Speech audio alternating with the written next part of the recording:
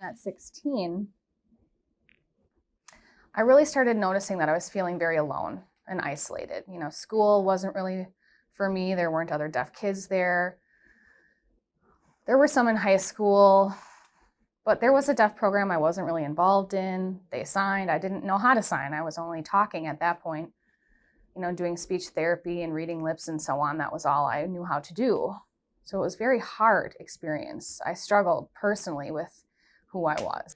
I noticed some depression then, but when I got to 18, it was worse because I was more alone. I got married. I was married for 5 years. I've had a couple of kids, and really sign language still wasn't a part of my life. And then as my kids got a little older, really I think I was 32.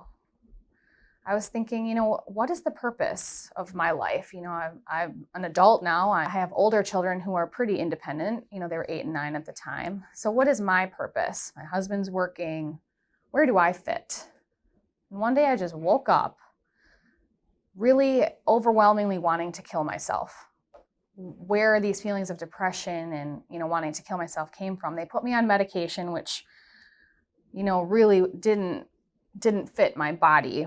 I was just tired all the time and I didn't feel like myself. So I didn't think I felt like, maybe I was still depressed, but I was over wanting to kill myself. And then the medication was like acting like a tranquilizer. And then 2 years later, really over a 2-year period, I was in and out of mental health hospitals. I've had a lot of experiences in institutional settings. I started cutting for a period, and that didn't really help. It was just a short-term release. I needed the pain, but it wasn't helping the inner pain. So I started burning myself. I was using glue, hot glue. So you can see on my arm, I have some healed skin at this point.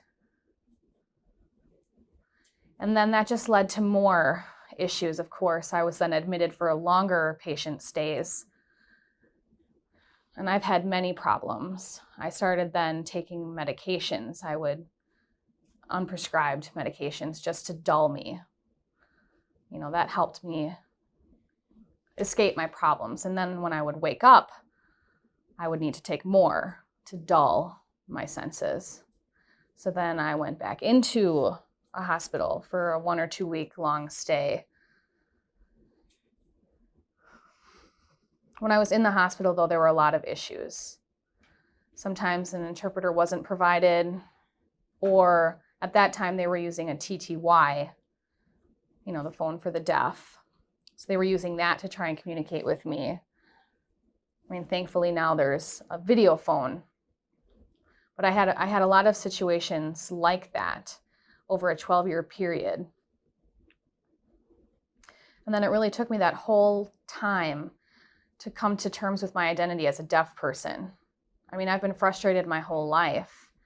And I was trying to figure out, why is that? Well, I don't really fit in with people who can hear. I don't really fit in with people who are deaf and sign, the deaf world. And then one day I woke up and I realized, oh my, I really am deaf. So I told my husband and my kids one day, hey, I'm deaf. And my kids would even be like, oh, Mom, come on, you're hard of hearing. I'm like, no, I'm really not. I need to identify with this. I didn't really know anything about deaf culture at the time. And there are a lot of deaf people there. And now I can understand signing better myself. There are other deaf people, and I feel finally comfortable with who I am and proud of who I am. And I really feel like that kind of solved my depression. I was actually diagnosed bipolar, all those years ago. But I have been off medication for 6 years.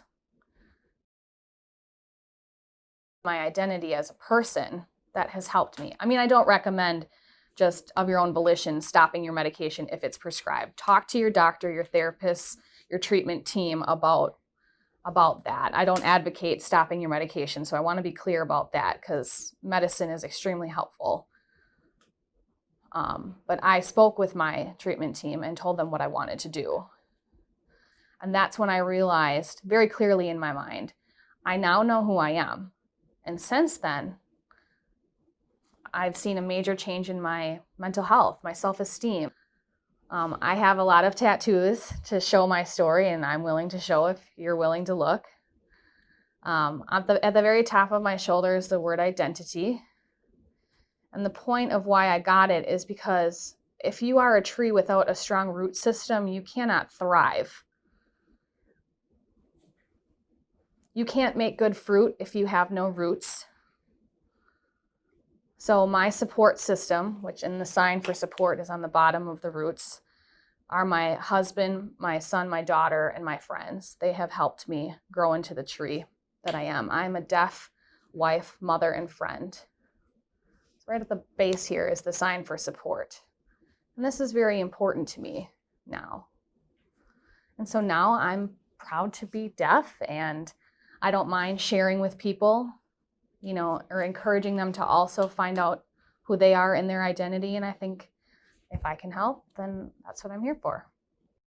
If I did recognize those feelings again, I would call my doctor now. I might just take a step back and think, maybe I've overcommitted myself. Maybe there are some things that can wait. If I do stop a few things or put a few things on hold, if those feelings of depression were still there, I would call my doctor. But I think I've gotten a lot better at taking a look and feel more equipped to look for my triggers. And when I catch them, they're my warning signs.